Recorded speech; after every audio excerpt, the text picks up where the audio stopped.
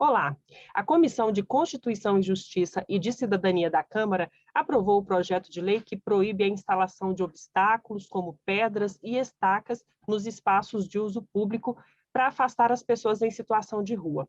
O relator da proposta na Câmara é o deputado Orlando Silva, do PCdoB de São Paulo, que participa com a gente desse Palavra Aberta. Seja bem-vindo, deputado. É um prazer para mim voltar a falar com vocês aqui do Palavra Aberta.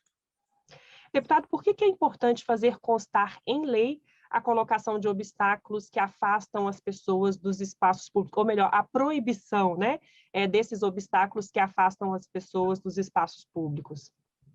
Porque é necessário nós termos cidades mais humanas, cidades mais acolhedoras. Ninguém deseja que uma pessoa more na rua. Ninguém deseja que ela durma debaixo de um viaduto ou de uma ponte. É desejável que cada pessoa tenha o seu lar, tenha o seu teto, tenha a sua casa. Mas existe uma situação de fato no Brasil.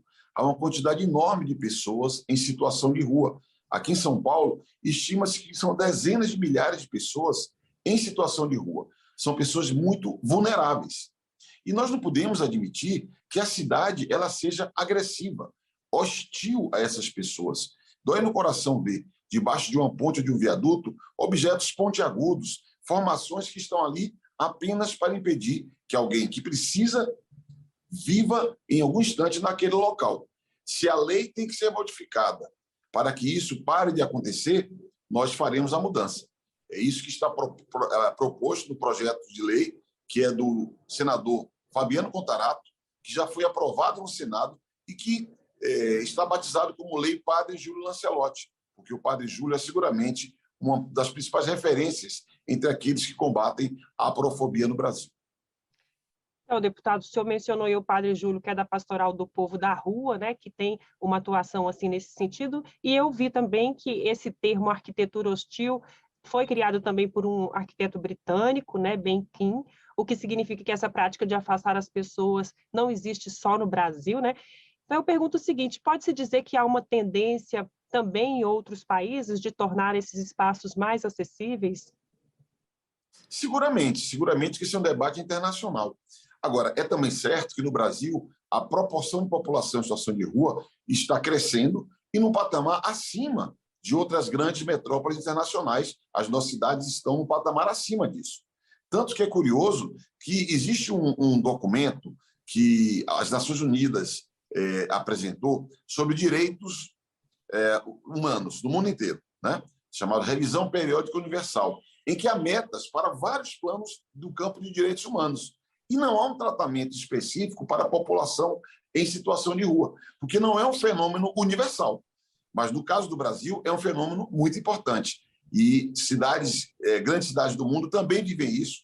Se você for a Nova York hoje, por exemplo, vai perceber o crescimento da população em situação de rua de modo muito impressionante.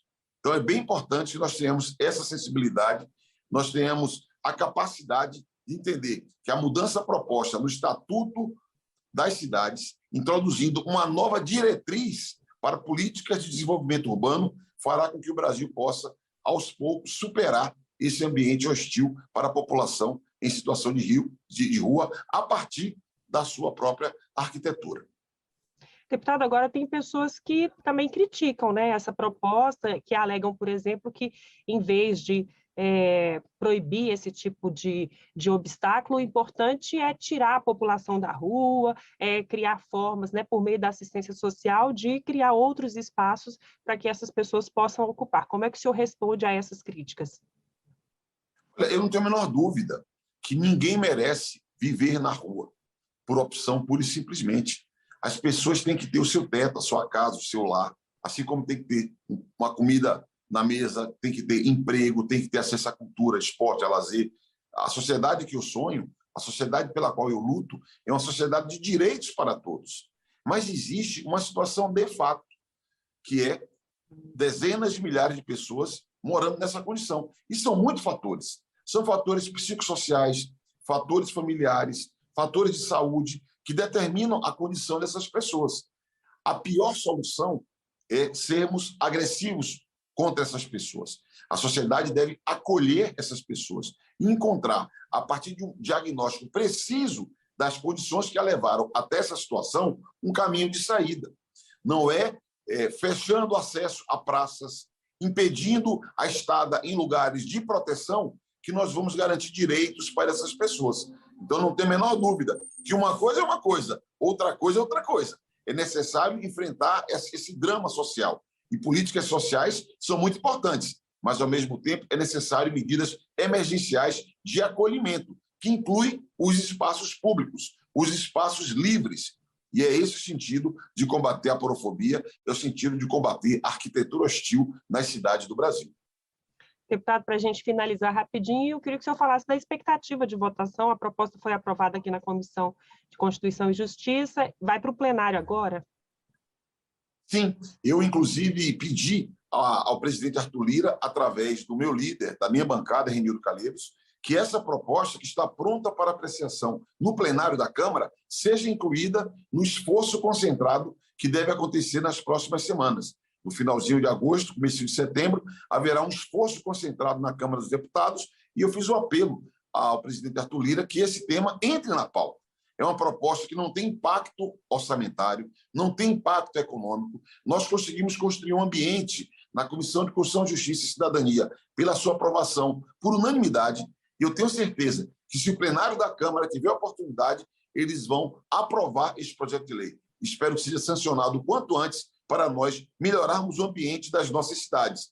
Há, inclusive, um abaixo-assinado recolhendo apoio na internet, um abaixo-assinado que eu peço o apoio de quem nos acompanha nesse momento, que assine esse abaixo-assinado para que nós tenhamos a lei Padre Júlio Lancelotti votada na Câmara dos Deputados e, assim, termos cidades mais humanas. Espero que seja já no próximo esforço concentrado, portanto, em algumas poucas semanas. Tá certo, deputado. Muito obrigada por sua participação aqui com a gente no Palavra Aberta. Eu é que agradeço a oportunidade e vamos lutar muito para termos aprovado rapidamente a lei Padre Júlio Lancelotti. Eu conversei com o deputado Orlando Silva, do PCdoB de São Paulo, sobre a proibição da chamada arquitetura hostil nas ruas e nos espaços públicos. Até a próxima.